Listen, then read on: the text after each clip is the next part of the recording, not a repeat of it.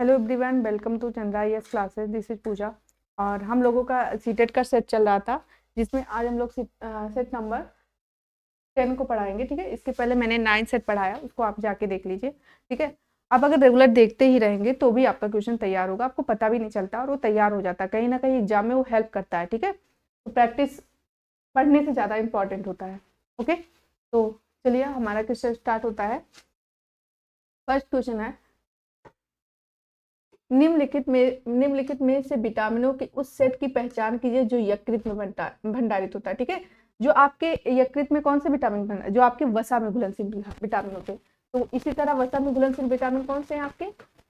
ए, D, ई, के। तो इसमें क्या है, यकृत में कौन से भंडारित होते हैं? जो आपके वसा में घुलनशील होते हैं। ठीक है, तो बी, सी, तो ये जल में है। ठीक है, ये जल में है। ठीक है, ये अलग है। ए डी, यहाँ पे बी आ गया, ए डी ई के। ओके, फिर हम आते हैं नेक्स्ट क्वेश्चन पर। निम्नलिखित में से कौन सी परिघटना गुरुत्वाकर्षण बल के आधार पर नहीं समझाई नहीं जा सकती? ठीक है, गुरुत्वाकर्षण बल क्या होता है? जो कि हमारी पृथ्वी की तरफ, जैसे कोई चीज ऊपर से जब गिरता है तो ऊपर से जब हम लोग कोई चीज करते हैं तो नीचे पृथ्वी की तरफ आकर्षित होती है। ठीक है, तो किस वजह से आकर्षित होती है? गुरुत्वाकर्षण बल की वजह से। ठीक है, तो इसमें पूछ रहा 4 वर्ग दिया है, उसमें पूछ रहा कौन गुरुत्वाकर्षण बल की वजह से नहीं है। ठीक है, देखिए सूर्य के चारों ओर ग्रहण का एक गुरुत्वाकर्षण बल भी काम करता है, इसलिए नीचे से गुरुत्वाकर्षण बल भी काम करता है, इसलिए सूर्य के चारों ग्रहों की गति होती है। ठीक है, ज्वार भाटा का आना ये भी इसी से रिलेटेड है। किसी वस्तु का भार, किसी वस्तु का जो वेट होता है वो भी आपके गुरुत्वाकर्षण बल, मतलब क्या होता है? भार का, वस्तु का जो नीचे गिरना। ठीक है, ग्रहण का होना, जो चंद्र ग्रहण सूर्य ग्रहण होते हैं ये इससे नहीं होते। ठीक है, सूर्य ग्रहण चंद्र ग्रहण, तो ये ग्रहण का होना आपका किससे? गुरुत्वाकर्षण बल पे डिपेंड नहीं है। ठीक है, एक लोहे का ब्लेड नीले विलेन में डाला जाता है। लोहे का एक ब्लेड है, ठीक है, एक लोहा है, समझ लो लोहे की चीज है, उसको क्या करना है? नीले विलेन में डाला जाता है। ठीक है, नीले विलेन में डाला जाता है। आधे घंटे पश्चात क्या होता है? विलेन का रंग हरा हो जाता है। ठीक है, क्या होता है? विलेन का रंग हरा हो जा रहा है। ठीक है,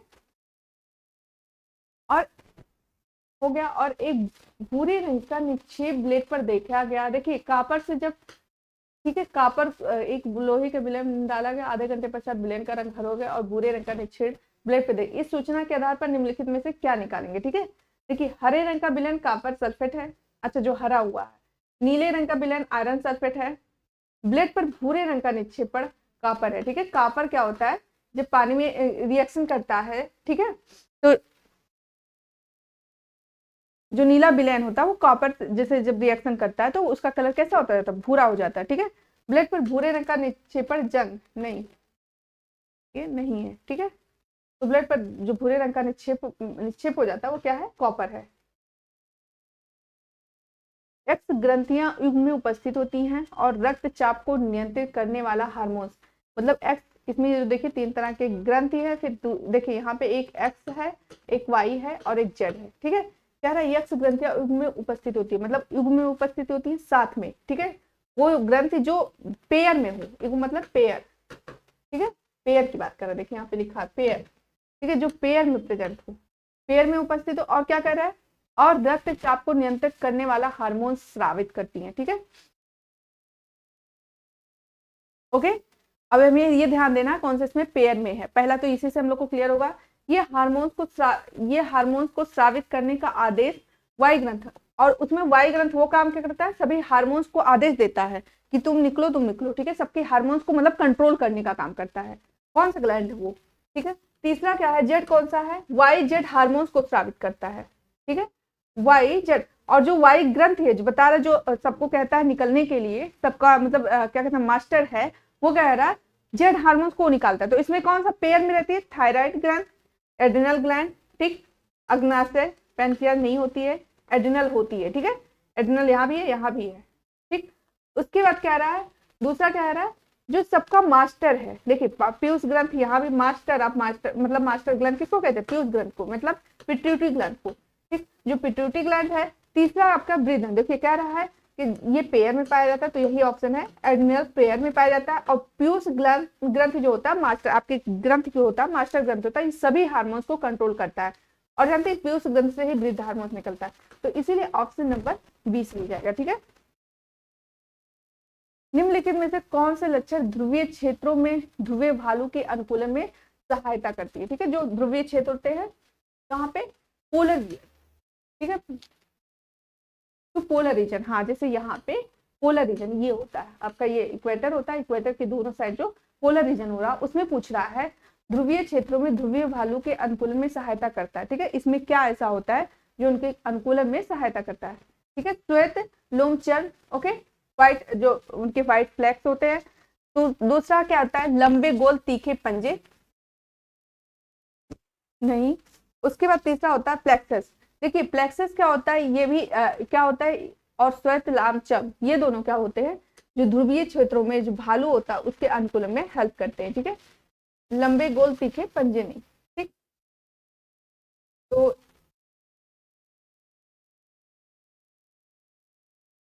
ठीक है, जल नहीं होगा, क्या है, लॉन्ग राउट सात क्लॉ, हाँ जो सात क्लॉ ये हेल्प करते हैं। ठीक है, ये नहीं होगा, तो ए बी। ठीक है, तो ऑप्शन नंबर सी क्लियर है। ठीक है, पहचान के लिए निम्नलिखित से कौन सा परिवर्तन रासायनिक परिवर्तन है? तो रासायनिक परिवर्तन क्या होता है, जो अपने फॉर्म को एक फॉर्म से दूसरे फॉर्म में चेंज करता है और रिटर्न उसी फॉर्म को फिर से वापस आप नहीं ला सकते। ठीक, तो हम लोगों को ये पहचान करना है कि इसमें कौन सा ऐसा है। तो देखिए चांदी के क्या पूछा है, रासायनिक परिवर्तन, पहले इसको हम लोग अंडर राउंड करते हैं, कौन सा रासायनिक परिवर्तन है। ठीक है, देखिए चांदी के कप का बदरंग होना। ठीक है, तो ये रासायनिक परिवर्तन तो है। नेफ्थलीन के पेंडुक ऊर्ध्वपातन आपका भौतिक परिवर्तन है। ठीक है, जल का विद्युत अपघटन, ये भी रासायनिक। भाप का संघटन, देखिए जो आपका नेफ्थलीन का ऊर्ध्वपातन है, देखिए ऊर्ध्वपातन क्या होता है, डायरेक्ट सॉलिड से, ये भी क्वेश्चन बहुत ज्यादा पूछा, केवल ऊर्ध्वपातन टर्म ही पूछ लेता है, सब्लिमेशन। ठीक, क्या होता है, सॉलिड से डायरेक्ट गैस में चेंज होना, ठीक है, इसी को ऊर्ध्वपातन कहते हैं। तो ये हमने क्लास में पढ़ाया था, मतलब तो यहाँ पे ये बताया था कि ये क्या है, ये भौतिक अवस्था है। ठीक है, ये भौतिक अवस्था, जब एक रूप से दूसरे रूप में उसको एक स्टेट से दूसरे स्टेट, यानी सॉलिड से लिक्विड, लिक्विड से गैस, तो उसको भौतिक अवस्था बोलते हैं। ठीक है, तो सॉलिड से गैस, तो ये भी, ये क्या है, भौतिक अवस्था हुआ, क्योंकि हम लोग गैस को तुरंत सॉलिड में ला सकते हैं डायरेक्ट। ठीक, तो ये इसका उस रूप में तुरंत ला सकते हैं, तो इसलिए भौतिक परिवर्तन हुआ। दूसरा आपका है जल का विद्युत अपघटन, जल का जो हम विद्युत अपघटन करते हैं उसको पूरा उसी रूप में नहीं ला सकते। देखिए भाप का संघटन, जब हम लोग भाप का संघनन, मतलब भाप, जब हम लोग चाय पीते देखते होंगे, फील करते होंगे, तो भाप ऊपर जाता है और हम अगर भाप को दबा देते हैं, हाथ से दबा देते हैं, तो संघनन हो जाता है, यानी पानी का बनना। ठीक है, भाप से मतलब सॉरी द्रव, गैस से द्रव बनना, गैस से द्रव बनना संघनन है। तो ये दूसरे स्टेट में आ गया ना। देखिए सॉलिड लिक्विड गैस की भौतिक फॉर्म ही है, ये भौतिक अवस्थाएं ही है। ठीक, तो इस तरह से देखिए ये दोनों तो है, चांदी के कप का बदरंग होना, मतलब उसका केमिकल चेंजिंग हो जाता है और उसका चेंज हो जाता है रिएक्शन से, ऑक्सीजन के रिएक्शन से, तो ये तो नहीं होगा क्योंकि रासायनिक चेंज है। जल का विद्युत अपघटन भी रासायनिक वो है। ठीक है, तो रासायनिक पूछ रहा है। ठीक है, तो इसमें ए और सी होगा। ठीक है, ऑप्शन नंबर सी। खनिज पेयजल के minerals are the important component of drinking water. ठीक, ओके, यहाँ पे देखिए, यहाँ पे लिखा है, और निम्न में से which of the following method to water purify, इसमें से कौन सा जल शोधन, मतलब जल को शुद्ध करने के लिए कौन सी विधि खनिजों का भारी हानि करती है। ठीक है, विच of the following method of water purify cause heavy loss of minerals. ठीक है, इसमें से अगर में से किस मेथड से हम जल को संशोधन करते हैं, तो उसमें जो खनिज, जैसे देखते हैं हमारे पानी में खनिज भी होना चाहिए। ठीक, खनिज भी जरूरी है। तो ये जानते हैं जल को साफ करने की विधियां दी गई, तो इसमें पूछ रहा है ऐसी कौन सी विधि है जल को साफ करने की कि जब हम उसका यूज करेंगे तो हमारे उसमें से खनिज नष्ट हो जाएंगे। समझ में आया? क्वेश्चन का पहले मतलब समझिए, फिर हम लोग आंसर निकालते हैं। ठीक है, तो देखिए उबालने से खनिज नहीं जाता है, फिल्ट्रेशन से भी नहीं जाएगा। ठीक है, और देखिए यहाँ पे भी फिल्ट्रेशन और उबालना हो गया, तो उत्क्रमित पराशर, ठीक है, ऑस्मोसिस, रिवर्स ऑस्मोसिस से ऐसा होगा कि आपका जो इसके खनिज होंगे नष्ट हो जाएंगे। ठीक है, ये सारे मेथड है जल को साफ करने की विधियां। ठीक, संतुलित आहार में कौन सा घटक अधिकतम ऊर्जा प्रदान करता है? देखिए हमेशा मैंने बताया, आपको पढ़ाया है। ठीक है, क्या है, देखिए वसा और कार्बोहाइड्रेट, मैंने बताया था कि ये दोनों क्या काम करते हैं, हमें डायरेक्ट एनर्जी, देखिए जब हमें तुरंत एनर्जी चाहिए तो हम लोग कार्बोहाइड्रेट यूज करते हैं, कार्बोहाइड्रेट यूज करते हैं। तुरंत एनर्जी का नाम, अगर देखिए क्वेश्चन आता है दोनों ऊर्जा प्राप्त करता है, अगर दो ऑप्शन अलग अलग दिया वसा और कार्बोहाइड्रेट तो क्वेश्चन में डिफरेंस होगा, तुरंत जस्ट एनर्जी की बात होगी तो कार्बोहाइड्रेट यानी ग्लूकोज, इसीलिए ग्लूकोज आप लोगों को चढ़ाया जाता है, ठीक है, हॉस्पिटल में। लेकिन वसा क्या होता है, जब आपके बॉडी में ग्लूकोज की मात्रा कम हो जाती है तब वसा टूटता है, तब वसा हमें एनर्जी देती है। नहीं तो अगर हमारी बॉडी में पहले कार्बोहाइड्रेट को तोड़ा जाता है उसके वसा, और उसके बाद प्रोटीन को तोड़ना तो भाई गलत होता है, प्रोटीन अगर टूट गया तो आपके भुखमरी है, ठीक। तो इसलिए वसा और कार्बोहाइड्रेट टूटता है तो पहले नंबर पे कार्बोहाइड्रेट टूटता है, ठीक है। तो ऊर्जा का अधिकतम ऊर्जा प्रदान करते हैं तो यही है वसा और कार्बोहाइड्रेट, ठीक। तो 38 का बी।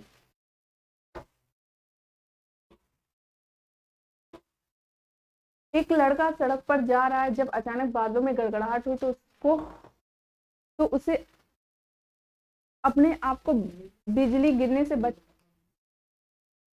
से बचाने के लिए क्या करना चाहिए, ठीक है।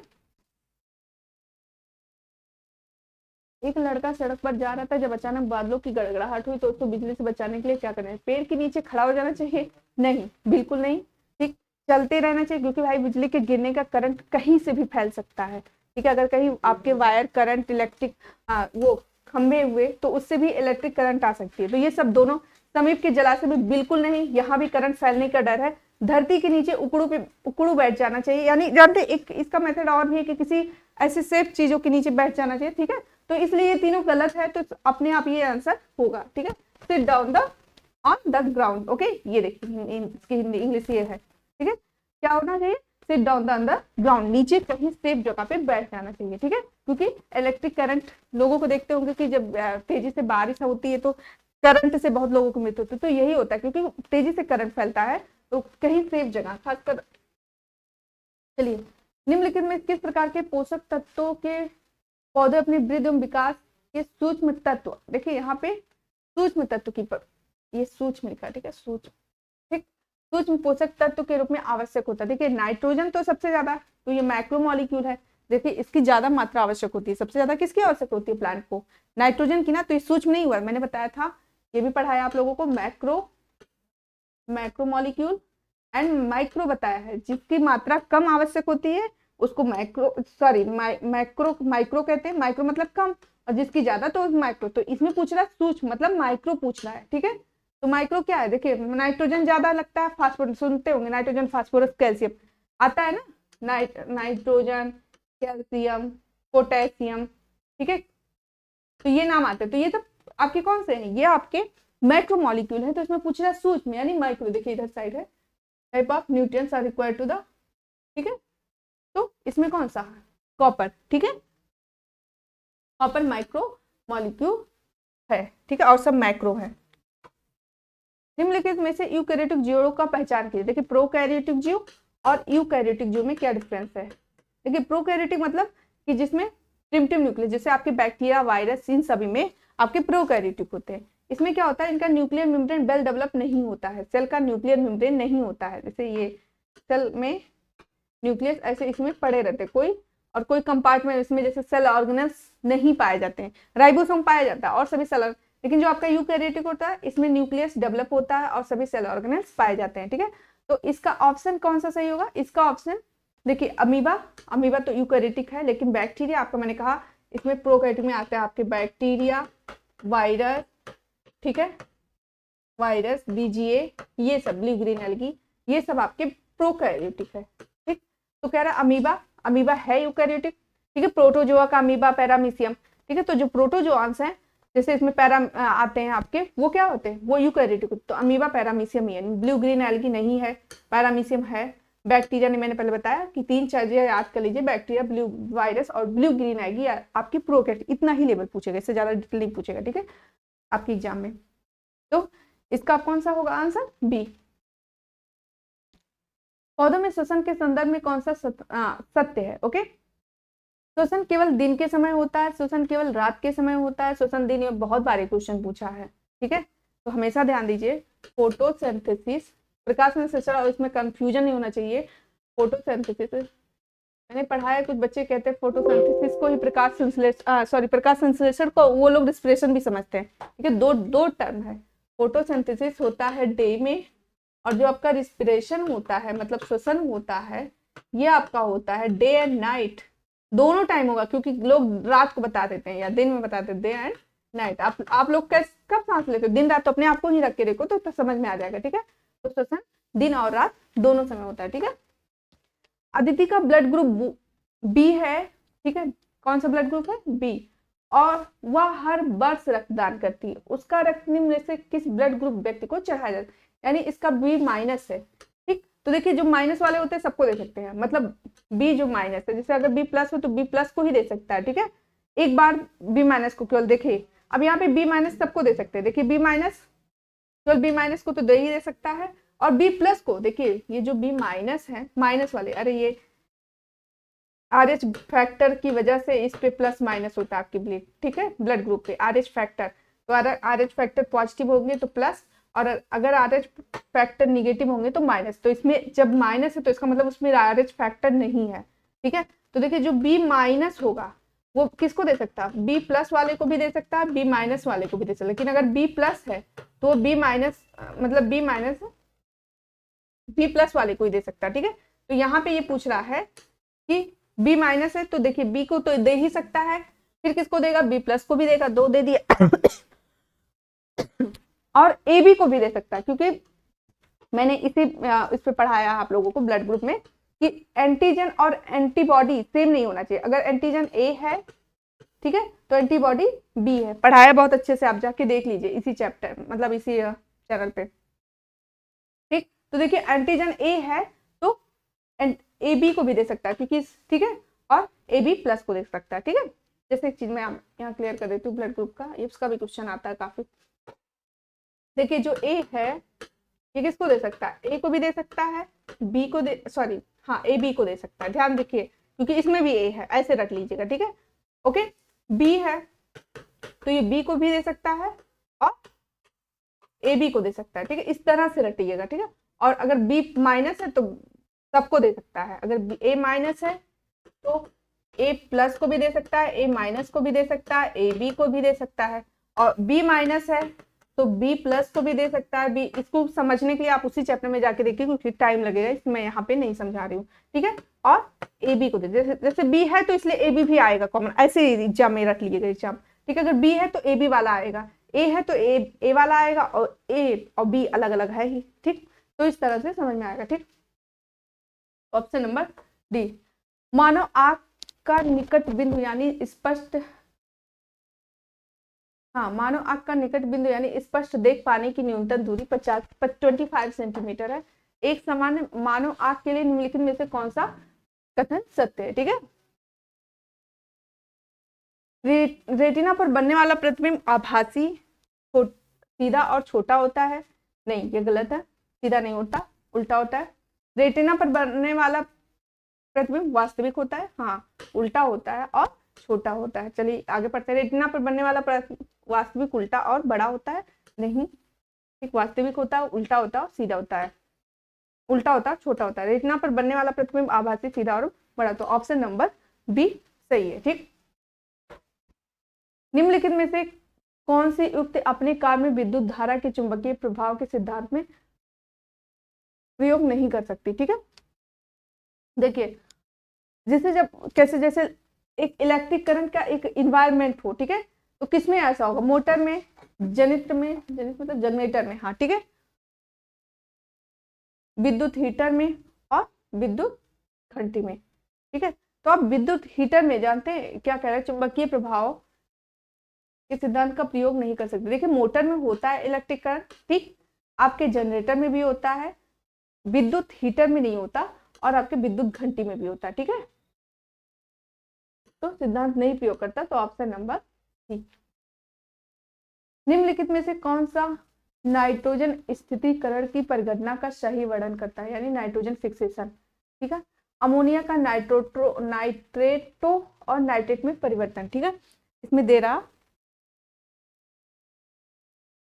अमोनिया का, नहीं, इसमें नाइट्रोजन का अमोनिया में परिवर्तन, यही होता है नाइट्रोजन फिक्सेशन, यहाँ उल्टा दिया है, ठीक है, ये होता है नाइट्रोजन, तो इसलिए पहला ऑप्शन गलत। मृदा में उपस्थित नाइट्रेटों का अपचयन होकर नाइट्रोजन गैस का विमुक्त करना, ये भी गलत। जटिल मृत जैविक पदार्थ का अपघटित होकर अमोनिया में परिवर्तन, ठीक, ये सही है, लेकिन यहाँ पे हमें नाइट्रोजन ही फिक्सेशन करना, तो नाइट्रोजन का अमोनिया में परिवर्तन, ये बोल रहा है ये, ठीक है। वायुमंडल में नाइट्रोजन का नाइट्रोजन के ऑक्साइड में परिवर्तन, ठीक, और फाइनल अमोनिया में परिवर्तन। तो ऑप्शन नंबर ये सही है, ठीक है। जो मुक्त नाइट्रोजन है उनको क्या करता है, जैसे मुक्त नाइट्रोजन है उनको नाइट्रेट, पहले NO2 में होता है, फिर NO2 से NO3 में नाइट्रेट में परिवर्तन, ठीक, इस तरह से। और इसके लिए मैंने बताया था कि फ्रैंकिया, बहुत सारे आपके बैक्टीरिया होते हैं जो वायुमंडल के नाइट्रोजन, जो आपके वायुमंडल में नाइट्रोजन उसको फिक्स करते हैं और वही प्लांट को देते हैं, ठीक है। तो इस तरह से ऑप्शन नंबर डी। निम्नलिखित में कौन से कथन सत्य है? सभी भौतिक परिवर्तन प्रतिवर्ती होते हैं, ठीक है। इसमें पूछ रहा है कि सभी भौतिक परिवर्तन प्रतिवर्ती होते हैं और सभी रासायनिक परिवर्तन अनुत्क्रमणीय, ये तो गलत है, गलत है, ठीक है, भी गलत है।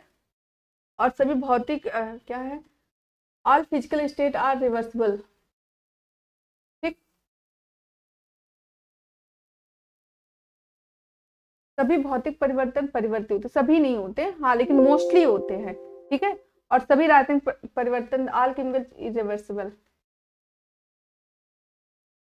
कौन से कथन सत्य है, ठीक है। इसको मैं थोड़ा देर में बताती हूँ, चलिए मैंने नेक्स्ट पे पहुंचते हैं। चंद्रमा के संदर्भ में से कौन सा कथन सत्य नहीं है, ठीक है। इसमें 4 ऑप्शन दिया है और पूछ रहा है चंद्रमा के बारे में कौन सा सही नहीं है, ओके। चंद्रमा पर इंद्रधनुष नहीं देखा जा सकता, ये क्या है?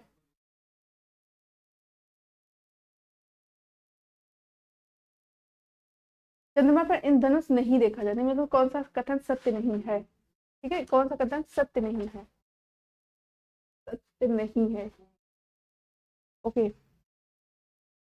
हाँ, तो ये सही है। किसी वस्तु पर भार, किसी वस्तु का भार चंद्रमा के भार की अपेक्षा निम्न है, किसी वस्तु का भार चंद्रमा पर, हाँ, पृथ्वी की भार की अपेक्षा निम्न होता, 1/6 होता है, ठीक है। पूर्णिमा पर चंद्रमा सूर्य और पृथ्वी के बीच, पूर्णिमा पर चंद्रमा, हाँ, पूर्णिमा पर जो सूर्य और चंद्रमा के बीच में, सूर्य और पृथ्वी के बीच में चंद्रमा आ जाती है, ठीक है। सूर्य और पृथ्वी के बीच में क्या आ जाती है, पृथ्वी के बीच में यहाँ चंद्रमा आ जाती है, ठीक है, ये होता है। चंद्रमा घूर्णन और परिक्रमा की अवधि लगभग ये तो एकदम गलत है, तो ऑप्शन नंबर सी सही है, ठीक। लोग प्राय कपड़े का एक गोल टुकड़ा किसी भारी बोझ को अपने सिरों पर उठाने के लिए रखते हैं, इससे क्या मदद होती है? देखिए, आप कभी फील करिए कि आप जब भी कोई चीज, जैसे भारी चीज, क्या होता है, जैसे जितनी कम उसका क्षेत्रफल होता है दाब उतना ही ज्यादा लगता है। जैसे आप सुई से कोई चीज चुभाते हैं तो सुई एक छोटा सा पॉइंट, एक छोटी सी जगह लेती है ना, तो दाब ज्यादा लगता है। फील कीजिए कि सुई क्यों, सुई पे अगर हम कोई चीज सुई चुभाते हैं तो क्यों क्यों बहुत तेजी से चुभता है, क्योंकि एक छोटा सा क्षेत्रफल, एक पॉइंट का क्षेत्रफल होता है, इसलिए उस पर दाब ज्यादा। जब क्षेत्रफल कम लेंगे, उसका क्षेत्र कम लेंगे तो दाब ज्यादा लगेगा। लेकिन जब हम कोई चीज क्षेत्रफल ज्यादा कर देते तो दाब, जैसे आप कोई चीज, आप सर पे जब बंडल कपड़े का रखते हैं तो तब कोई चीज रखेंगे तो उसका क्षेत्रफल ज्यादा हो जाएगा ना, तो आपका दाब कम लगेगा, ठीक। इसीलिए ये ही रीजन है कि लोग भारी बोझ उठाने के लिए अपने सिर पर पहले कपड़ा रखते हैं, ठीक है, यही, क्योंकि उनका क्षेत्रफल क्या हो जाता है, क्षेत्रफल, अरे सॉरी, दाब कम हो जाता है, ठीक है। तो यही रीजन है। जैसे आप सुई का ऑप्शन समझ सकते हैं, जैसे सुई हमको चुभ जाता है बहुत तेजी से क्योंकि दाब कम होता है, ठीक है, तो यही रीजन है। संपर्क क्षेत्र में वृद्धि करने पर दाब घटता है, देखिए ऑप्शन नंबर 1 ही सही है। समझे, दाब घटता नहीं, संपर्क क्षेत्र मतलब इतनी दूर में, और उसके बाद आप रखेंगे तो आपका यहाँ क्या होगा, दाब कम लगेगा, ठीक, दाब कम लगेगा। तो वृद्धि करने पर बल घटता है, ये सब बल का ही नहीं, दाब का रीजन है, ठीक। ये निम्नलिखित में से कौन सा रबी का फसल है? ठंडी की फसल, कितना बार रबी की फसल आया है, ठीक, जो आपके ठंड के मौसम में होते हैं।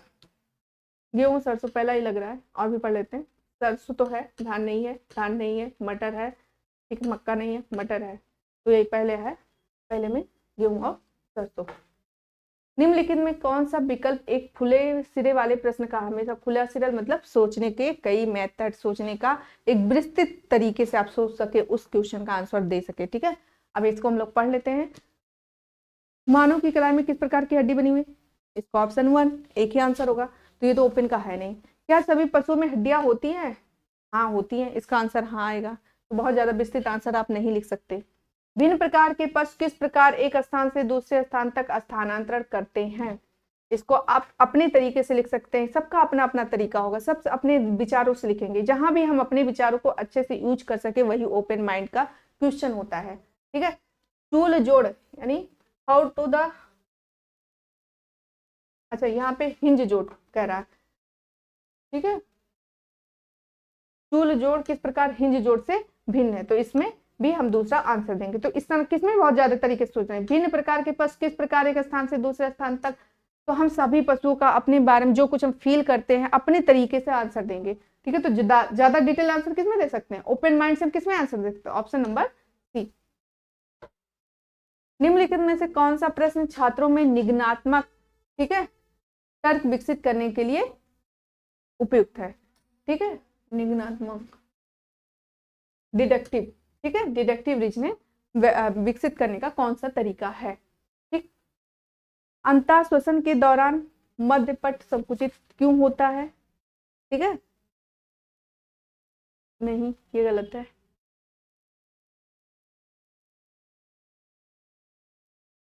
श्वास रंध्र और श्वास प्रणाली किस प्रकार की नसिका छिद्रों से तुलना की जा सकती है? ठीक है, जिसमें कुछ निष्कर्ष निकले। पादप जीवंत होते हैं क्या? पादप श्वसन करते हैं? यदि भोजन गलती से श्वास नली में चला जाए तो क्या होगा? ठीक है,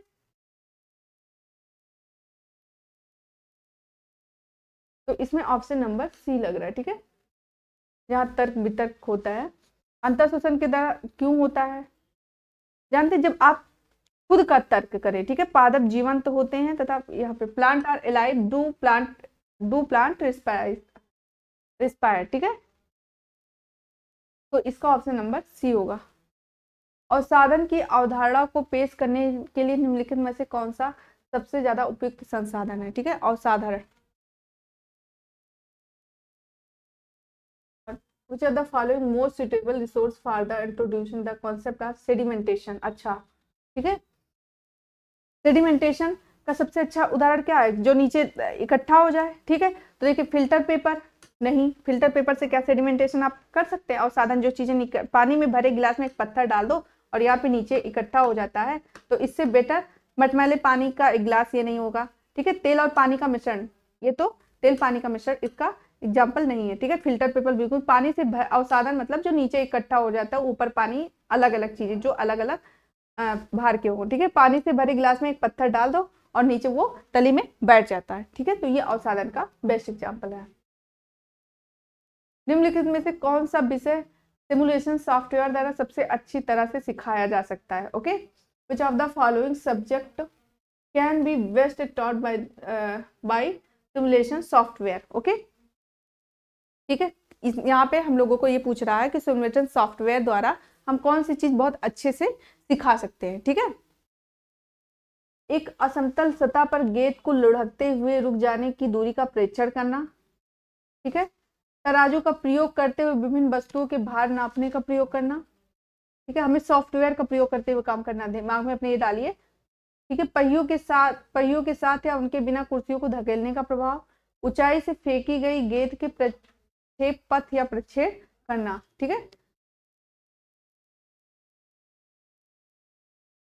तो सिमुलेशन सॉफ्टवेयर के द्वारा जैसे हम चीज कैप्चर कर सकते हैं। देखिए सॉफ्टवेयर समतल तल पर एक गेंद के लुढ़कते हुए रुक जाने की दूरी का प्रेक्षण करना, नहीं, ये तो चीजें आप खुद कर रहे हैं। तराजू का प्रयोग करते हुए, नहीं, हम लोग सॉफ्टवेयर से कर रहे हैं। पहियों के साथ उनके बिना कुर्सियों को धकेलने का प्रभाव, नहीं, ऊंचाई से फेंकी गई गेंद के प्रेक्षण पथ का, जैसे देखिए observation the trajectory of a ball throw from the height, इसको हम लोग ऑब्जर्व कर लेते हैं। जब सॉफ्टवेयर में देखते नहीं, जब हम लोग अरे मैच चलता है तो कैसे चीजें दिखाई जाती है, ठीक, उस चीज को हम लोग इससे बेटर ऑब्जर्व करते हैं। ये सब चीजें तो पहियों के साथ उसके बिना कुर्सी, ये सब तो प्रैक्टिकल कर सकते हैं। लेकिन हम देखते हैं जैसे जब चलता है मैच और उसमें क्रिकेट में कैसे बॉल गया, जैसे कैच वैच होता है तो कैसे दिखाते हैं, तो उसका वेस्ट कर, ऊंचाई से फेंकी गई वस्तु का प्रेक्षण पथ का प्रेक्षण करना, ऑब्जर्वेशन बहुत अच्छे से किया जा सकता है सॉफ्टवेयर को लोग आगे पीछे करके। ठीक, एनसीएफ 2005 के अनुसार निम्नलिखित में से कौन सा उच्च प्राथमिक स्तर पर विज्ञान पाठचर्या का विशेष लक्षण होना चाहिए?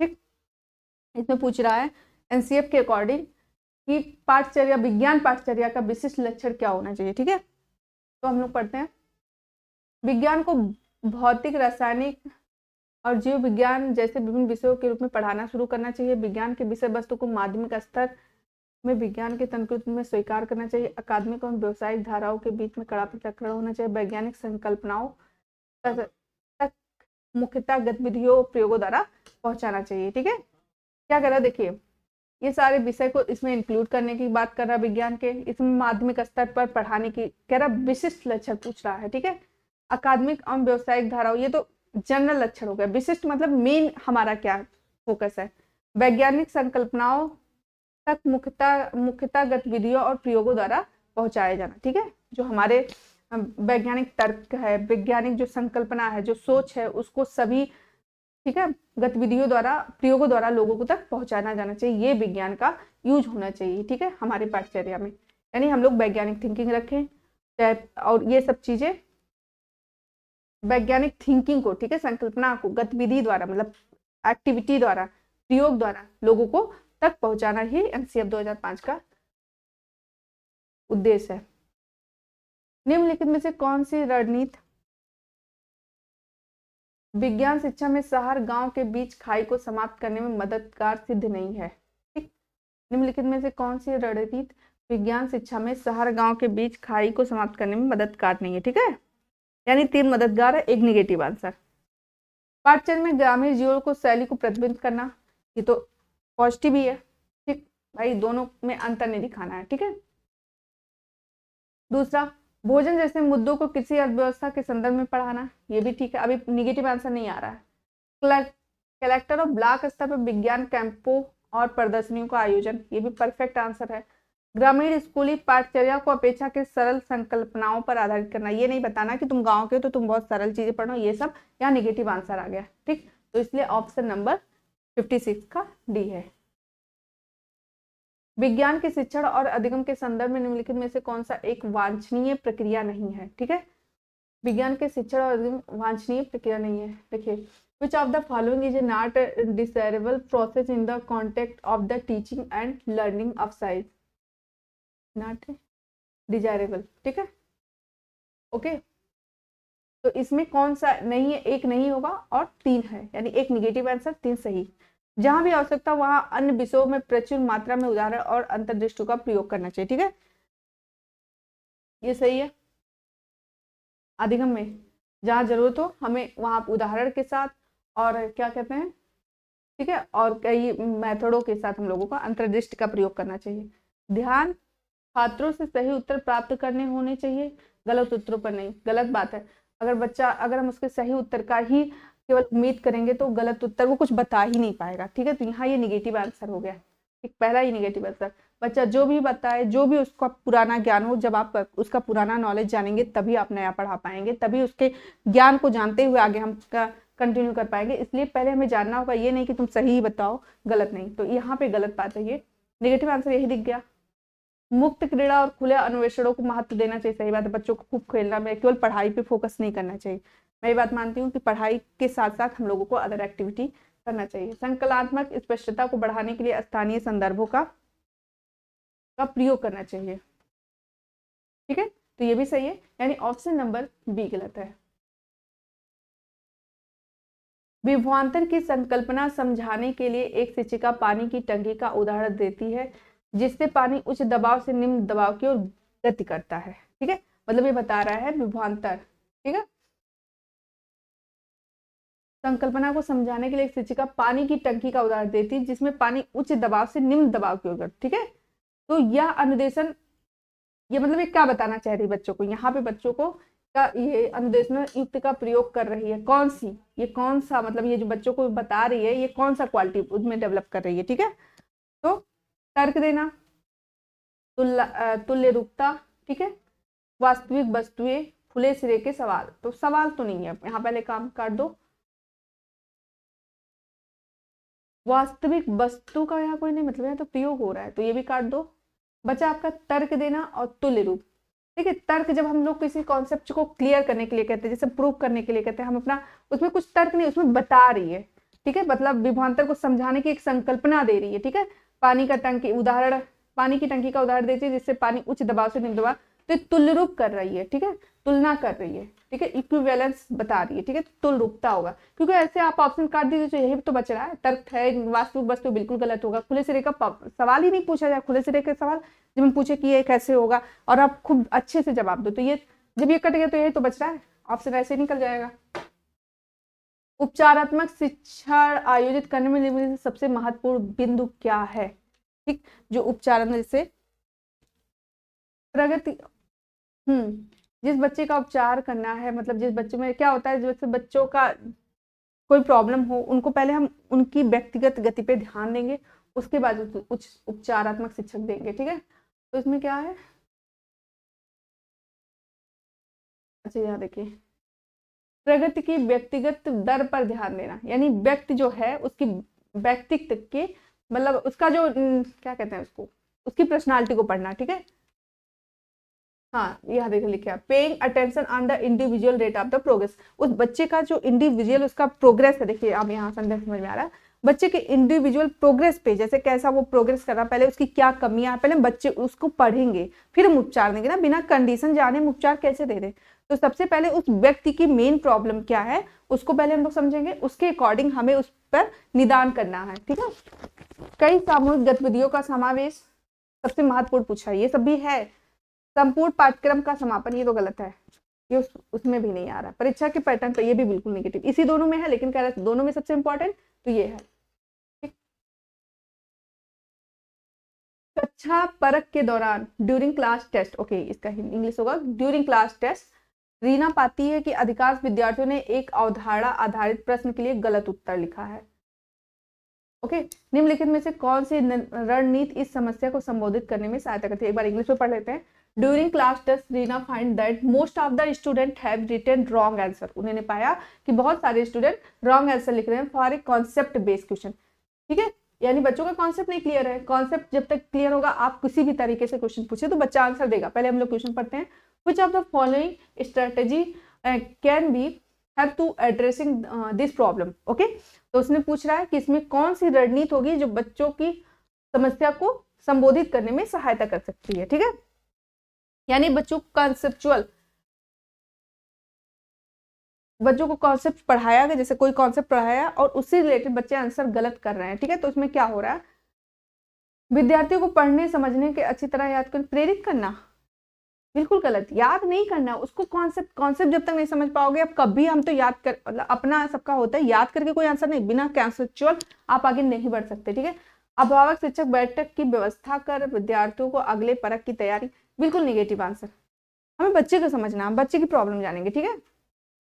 अवधारणा को फिर से पढ़ाएं, हाँ ये एक पॉजिटिव आंसर हो सकता है, लेकिन हम डी पढ़ेंगे, इन दोनों में देखते हैं क्या सही है, ये दोनों तो निगेटिव आंसर है।